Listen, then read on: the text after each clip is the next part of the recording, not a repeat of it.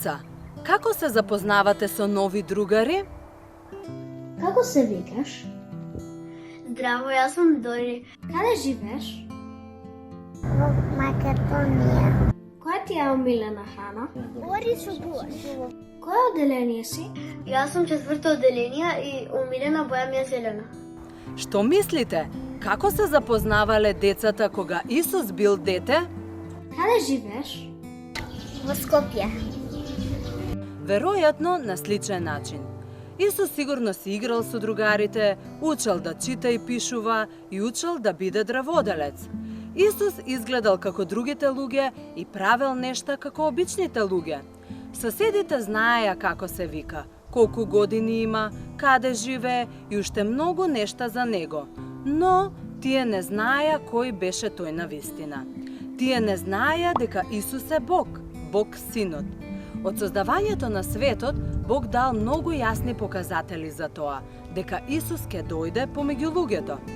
Првиот показател се наоѓа во првата книга од Библијата, а подоцна другите се дадени во различни книги од различни писатели на книгите од Стариот Завет.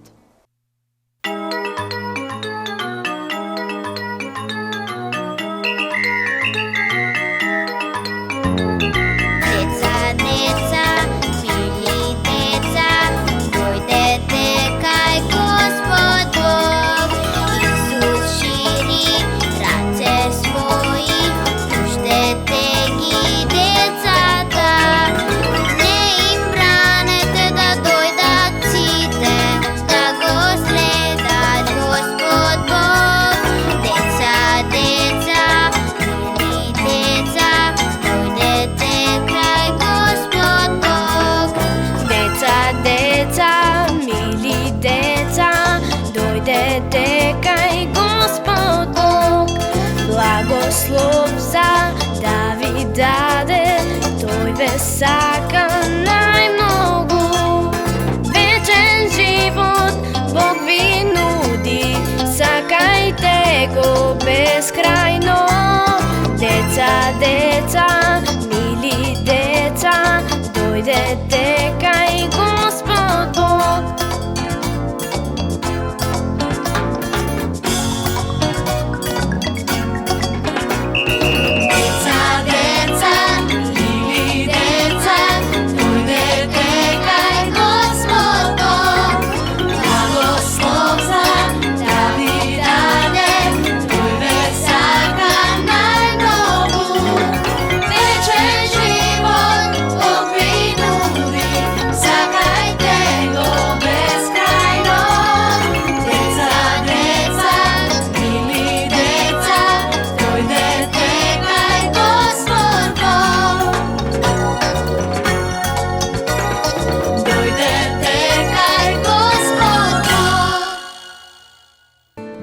Кога Исус наполни 30 години, дојде време да покаже кој всушност беше тој. Тој почна да избира луѓе кои ќе бидат негови следбеници. Во Библијата тие луѓе се наречени ученици. Тој со нив поминуваше многу време патувајки, јадејки заедно, зборувајки и слушајки. Откако тие луѓе почнаа да го следат, се уверија дека Исус е посебна личност. Ако сакаш да дознаеш повеќе за 12 ученици на Исус, оди на нашата веб страница и таму ќе пронајдеш многу интересни факти за нив. Еден од учениците, Натанаил, рекол: "Учителе, ти си Божиот син." Друг ученик по име Андреј му рекол на својот брат: "Го најдовме Месијата." Месијата беше оној кого Бог го ветил пред повеќе илјади години. Како што минуваше времето, тие се повеќе дознаваа кој беше тој. Исус и неговите ученици биле поканети на свадба во Кана. Во Израел, каде што Исус живееше, свадбите се разликувале од денешните. Откако сватовите ќе ја земеле невестата, прославата се одржувала во домот на младоженецот. Таму имало гозба, а забавата траела неколку дена, понекогаш дури и цела недела.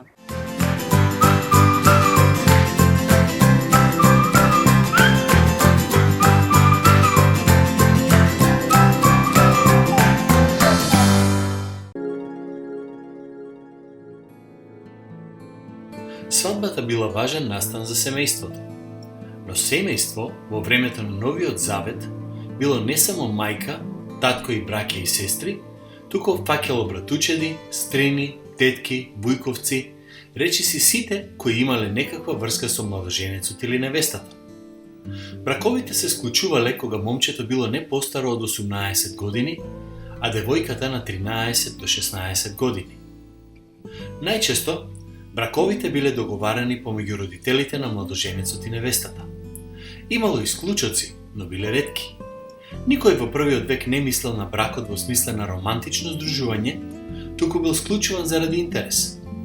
Убавината, заљубувањето, биле сметани за нешто посакувано, но се сметало дека се минливи и не толку важни. Откако ќе паднал договорот помеѓу родителите, следувал период од најчесто 1 година наречен веридба. За тоа време, младоженците се уште живееле со родителите, но имале право да се запознаат подобро. Ова било време во кое младоженецот и неговото семејство договарале колку младоженецот ќе плати на семејството на невестата за тоа што ќе ја земе од домот во кој таа придонесува.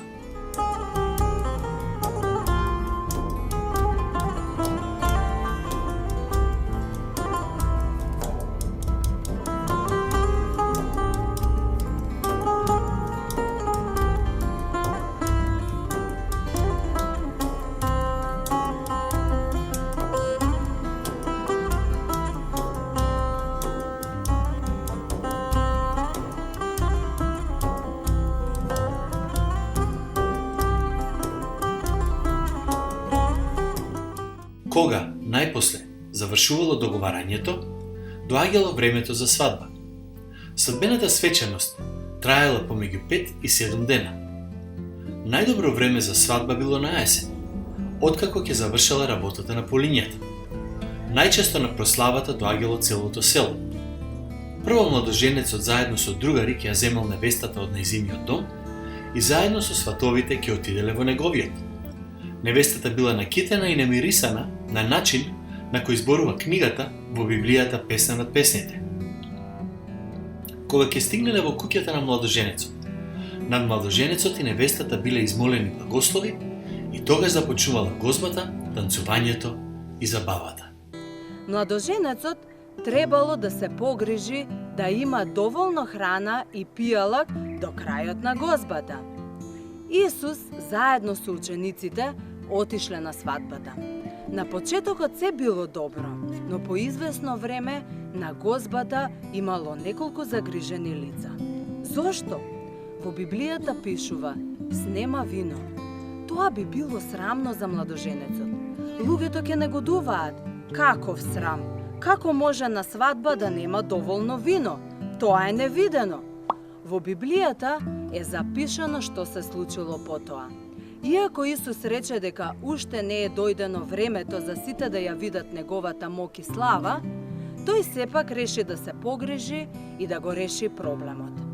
Ако веруваш во Исус, ти можеш да си сигурен дека сите твои проблеми се важни за Него. Може би не сакаш никому да кажеш за проблемите, оти мислиш дека нема да бидеш разбран. Побарај од Исус помош. Ниеден проблем не е премал или преголем за Него.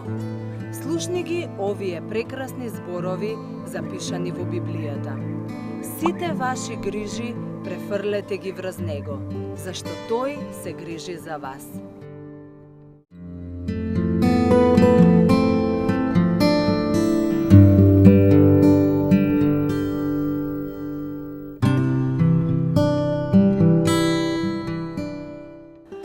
Навистина се грижи за тебе. Токму затоа Исус се погрижи за решавање на проблемот со недостигот на вино. Тој им рече на слугите: "Наполнете ги садовите со вода." Во аголот имало 6 големи садови како овој. Многу се големи, нели? Тие садови се полнеле со вода што служела за миење раце и куински садови. Овие садови никогаш не се употребувале за вода за пиење, па затоа слугите сигурно биле збунети додека носеле вода за да ги наполнат. Секој сад собирал приближно од 90 до 130 литри. Во овие садови можеле да се смести течноста од околу 660 вакви амбалажи. Ние можеме само да предпоставуваме што мислеле тие. Што се случува? Изгледа дека планира да измие многу работи. Колку чудно! Ние сме среде гозба. Зарем гостите ќе пијат од овие садови? Тоа е нечуено. Кога завршија со работата и садовите беа полни со вода, Исус им рече на слугите: "Нацрпете сега и однесете му на старосватот." Тогаш на слугите им беше уште потешко да послушаат. Тие знаеја дека никој нормален не пие вода од тие садови. Се плашеа дека кога старосватот ќе ја проба водата, тие ќе ја изгубат работата. Сепак, наполнија вода и отидоа да ја однесат кај старосватот. Потоа нервозно ја очекуваа неговата реакција. Старосватот ја допре чашата до усните и се насмеа. Немаше вкус на вода, имаше вкус на убаво вино. Без да ја допре водата, без да додаде нешто, дури и без да каже ништо, Исус ја преобрази водата во вино. Имаше повеќе од 700 литри вино. Па, како Исус го направи тоа? Бог е семокен. Ако тој можел да ги создаде галаксиите, не му било тешко да преобрази вода во вино. Ова не беше магичен трик, ова беше чудо. Чуда може да направи само Бог. Исус не го направи тоа за забава. Тој го направи ова чудо за да им покаже на луѓето дека има сила да им помогне кога се во тешкотии. Затоа, ако тој е твој спасител, ти можеш да му го довериш решавањето на секој проблем. Тој целосно се грижи за тебе и ја има моќта да ти помогне. Тој на свадбата ја покажа неговата моќ и грижа. Старосватот го повика младоженецот. Браво! Му рече тој на збунетиот младоженец. Ајде да прочитаме од Библијата што точно кажал тој. Во 2 глава 10 стих вели вака и му рече: "Секој човек најнапред го изнесува доброто вино, а кога ќе се поднапијат слабото. Ти си го чувал доброто вино досега." Младоженецот сигурно бил вчудовиден и многу благодарен. Тој веќе немаше проблем. Благодарение на Исус. Исус може да го направи тоа, но не само со вода. Тој може да ги менува луѓето, оние кои честопати не се пристојни, луѓе кои уживаат да прават зли нешта, такви кои не може да му угодат на Бог, иако многу се трудат. И покрај сето тоа, Исус се грижи за нас. Тој го проштава секој грев. Тој може да те смени однатре. Тоа е со тебе цело време. Тој ми дава радост и мир. Тој ќе те земе да бидеш со него на небото.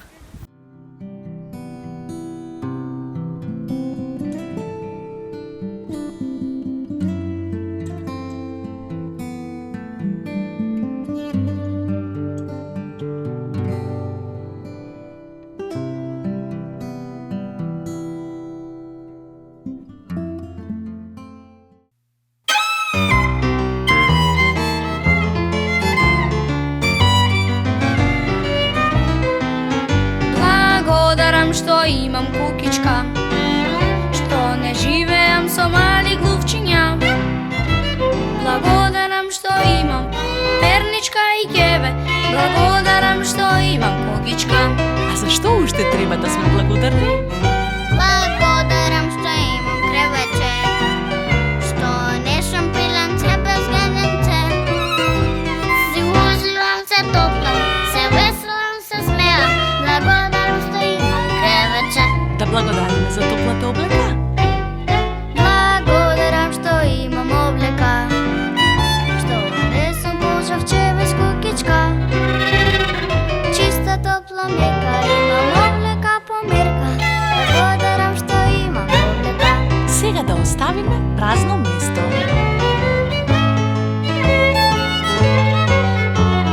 Благодарам што имам Кукичка! што не живеам со мали Глучиња! благодарам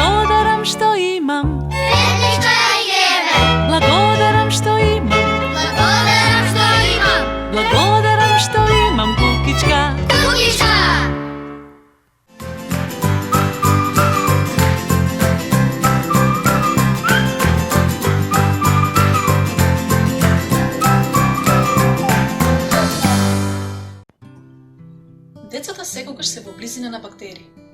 Бактериите имаат навистина лоша репутација во светот на луѓето. Бактериите се гледаат под микроскоп и најчесто нив ги обвинуваме затоа што сме болни. Фамилијата на стафилококи живее насекаде, во твојот дом, во земјата, во водата и на твојата кожа. Тие честопати создаваат колонии во нашите носови, но многу ретко прават проблеми. Тоа е така под услов да си ги миеш рацете внимателно, да јадеш малку шеќер и да се храниш здраво со овошје, зеленчук и растителни влакна. Некои бактерии пречистуваат водата и ја разградуваат органската материја во почвите и во системите на исхрана на луѓето. Всушност тие се многобројни. Бактериите извршуваат многу важни функции.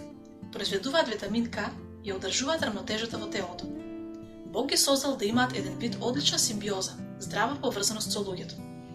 Понекогаш некои бактерии знаат да направат проблеми во организмот, но ако луѓето се грижат за нивното здравје, ако здраво се хранат, редовно вежбаат и произведуваат витамин Д со помош на сончевата светлина, бактериите нема да бидат така проблематични. Хранливата диета која вклучува растителни влакна, граф, јатки, многу овошје и зеленчук, помага да се зајакне имуниот систем кој Бог го создал за да се соочи со непожелните бактерии. Бог на нашите тела им дал многу механизми со кои се штитиме од бактериите. Ние лачиме солзи кои ни ги измиваат очите, а со плунката ги носиме непотребните бактерии во желудникот каде се уништуваат. Кога поминуваш време во молитва, ја читаш Библијата и го славиш Бог, тоа помага да го намалиш стресот и со тоа твојот имунитет работи одлично. Научниците секојдневно откриваат се повеќе загадочни Божји созданија, како на пример бактериите. Се откриваат созданија кои се гледаат со голо око или под микроскоп. Божите созданија ни помагаат да функционираме правилно.